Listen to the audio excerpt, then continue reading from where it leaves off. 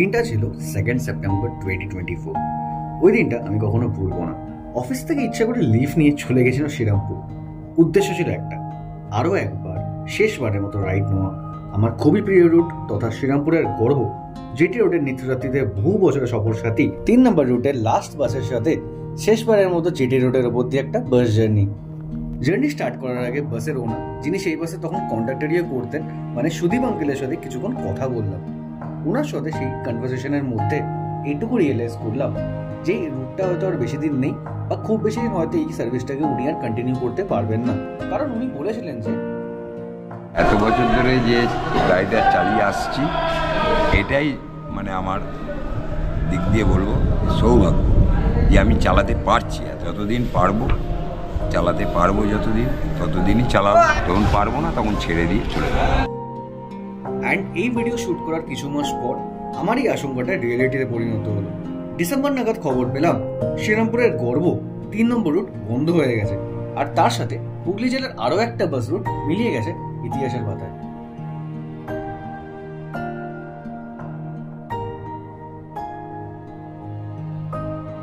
তবে এবার প্রশ্ন এটা হলো যে রুটটা এত বছর ধরে এত মানুষের দীর্ঘদিনের সাথী ছিল, প্রায় 95 বছরের ওপরে শ্রীরামপুর ও জিটি রোডের মানুষকে পরিষেবা দিয়েছিল, সেটা কিভাবে ইতিহাসের পাতায় মিলিয়ে গেল? এবার যদি তোমরা এই ডাউনফলের রিজনটা জিজ্ঞেস করো, রিজন বা কারণ তো অনেক আছে। অনেকে না অনেকভাবে এই ডাউনফলটাকে এক্সপ্লেন করেছে, কিন্তু সবার এক্সপ্লেনেশনের মধ্যে দুটো জিনিস আমি খুব কমন পেয়েছি। সেটা হচ্ছে জিটি রোডের মানুষদের ধীরে ধীরে বাস ছেড়ে অন্য মোডস অফ ট্রান্সপোর্টের দিকে শিফট হয়ে যাওয়া, আর সেকেন্ডলি বাস যে জায়গাটা করে দিয়েছিল একটা ছোট্ট ভ্যাকেন্সি, সেই জায়গাটায় ইলিগাল অটোস অ্যান্ড টোটোসদের ইনভেশন। অ্যান্ড প্রেজেন্টলি জিটি রোডের কন্ডিশন এমন হয়ে গেছে না, মানুষ কম টোটো বেশি। লোকেরা বলে বাস চাই, কিন্তু বাস পাওয়ার পরও খুব কম মানুষই সেটাকে ডেলি বেসিসে ইউজ করে। সো এরকম সিচুয়েশনে দাঁড়িয়ে না যে কোনো বাস রুটে টিকে থাকা খুবই কঠিন। তো চলো এই রুটের ডাউনফল বা ডাউনফলের রিজনস গুলো তো তোমাদের সাথে শেয়ার করলাম। এবার চলো এই রুটটার ইতিহাসটা একটু ঘুরে দেখে আসি। সালটা ছিল 1928। এখন যেমন কানেক্টিভিটি আছে শ্রীরামপুর থেকে কলকাতা বা হাওড়া আসার, তেমন কানেক্টিভিটি আজ থেকে 100 বছর আগে কিন্তু ছিল না। তাই কানেক্টিভিটির ডিমান্ড ফুলফিল করার জন্য তৈরি হয় শ্রীরামপুর বাস অ্যাসোসিয়েশন। সেখান থেকে জন্মগ্রহণ করে আমাদের লেজেন্ডারি 3 নম্বর রুট। শুরুতে রুটটা ছিল শ্রীরামপুর থেকে বালিখাল পর্যন্ত। পরবর্তীকালে বালি ব্রিজ তৈরি হওয়ার পর রুট এক্সটেনশন পায় টালা ব্রিজ অব্দি। তারপর স্ট্যান্ড তৈরি হয় বাগবাজারে এসে। তারপর কেটে যায় বেশ কয়েকটা বছর। দেন 2000 সালের পরে এই রুটের আরো একটা ভার্সন তৈরি হয়। সেটা ছিল শ্রীরামপুর থেকে জিটি রোড, বালিখাল, দক্ষিণেশ্বর, শ্যামবাজার, উল্টোডাঙ্গা, লাবণী হয়ে সল্টলেক অব্দি, যেখানে প্রেজেন্টলি এখন সল্টলেক সেক্টর 5 মেট্রো স্টেশনটা আছে। ঠিক ওই জায়গাটাতেই 3 নম্বর রুটে সল্টলেক ভার্সনের স্ট্যান্ড ছিল। অ্যান্ড এই রুটের ইতিহাসটা আরেকটু ঘাঁটলে জানা যায় এই রুটের স্বর্ণযুগে মোট 69খানা মতো বাস চলতো এই রুটে। আর সেই বাসেসগুলো রোজ ভোর থেকে রাত পর্যন্ত সার্ভিস দিত, অ্যান্ড প্রতিদিন হাজার হাজার মানুষকে তাদের গন্তব্যে পৌঁছে দিত।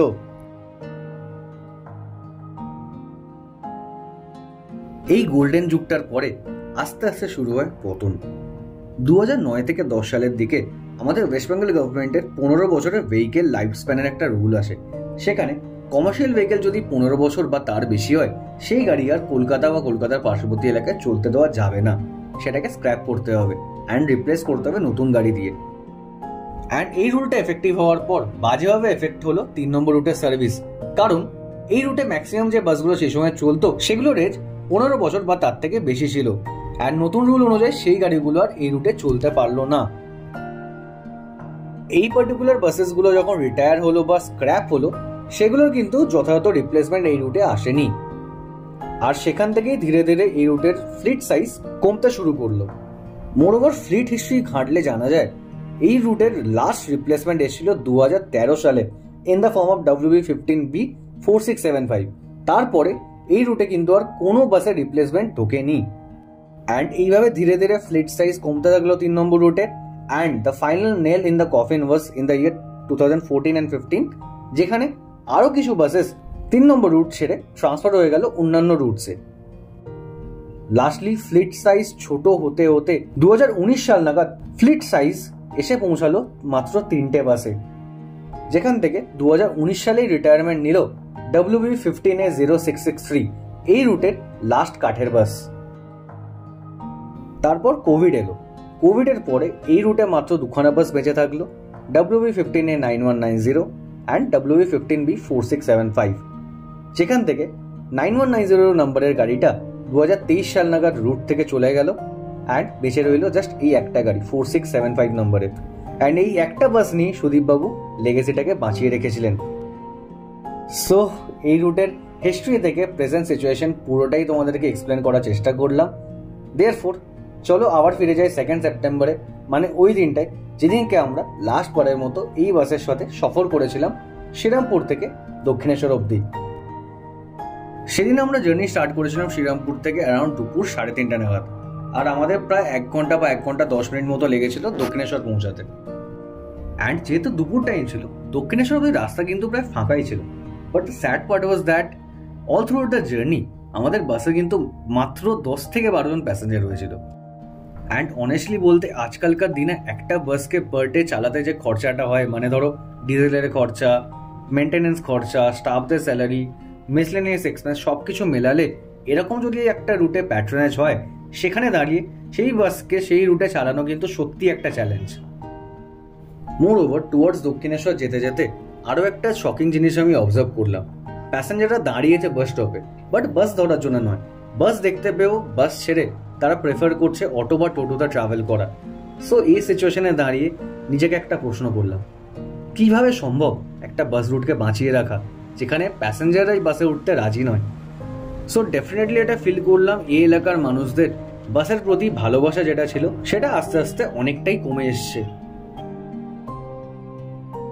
লাস্টলি একটা কনক্লুশনে এলাম আমি, এই 3 নম্বর রুট বন্ধ হওয়ার পিছনে যতটা না external factors like auto and টোটোর হাত আছে, ততটাই কিন্তু ইন্টারনাল ফ্যাক্টরস লাইক মালিকদের রিল্যাক্টেন্সি, টাইমলি রিপ্লেসমেন্ট না নেওয়া, অন্য রুটে গাড়ি ট্রান্সফার করিয়ে দেওয়া, অ্যান্ড মোস্ট ইম্পর্টেন্টলি ডেলি প্যাসেঞ্জারদের এই রুটের উপর ভরসা আর ভালোবাসা কমে যাওয়াটাও কিন্তু equally responsible for the downfall and extension of this legendary route. দেখো, আমার রিসার্চ অনুযায়ী এই রুটে কিন্তু এখনো অনেক বাসের ভ্যাকেন্সি আছে, মানে কোনো নতুন মালিক যদি কোনোভাবে চায় যে এই রুটটাকে আবার বাঁচিয়ে তুলবে, ইতিহাসের পাতা থেকে আবার ফিরিয়ে আনবে, সে কিন্তু এটা পারবে। সেখানে কিন্তু অথরিটিসরা নিজেরা হেল্প করবে তাকে পারমিট দিতে। সো যেভাবে সুদীপ আঙ্কেল হাল ছেড়ে দিয়েছেন, হয়তো ইন ফিউচার অন্য কেউ এই হালটা ধরবেন।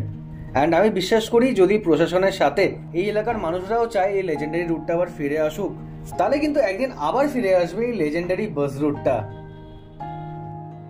দেয়ারফোর যদি এই ভিডিওটা তোমাদের ভালো লেগে থাকে বা ইউজফুল মনে হয়ে থাকে, ভিডিওটাকে একটা লাইক করে দিও। যদি চ্যানেলের ভিডিও প্রথমবার দেখে থাকো, চ্যানেলটাকে কিন্তু সাবস্ক্রাইব করতে ভুলো না। আর হ্যাঁ, যদি ধরো এই ইতিহাসের পাতা থেকে এই 3 নম্বর রুটটা আবার যদি কোনোদিন ফিরে আসে, তাহলে তোমাদের কেমন ফিল হবে কমেন্ট করে আমাকে জানাতে ভুলো না। সো তোমাদের সাথে দেখা হবে খুব তাড়াতাড়ি একটা নতুন ভিডিওতে। ততক্ষণের জন্য বাই।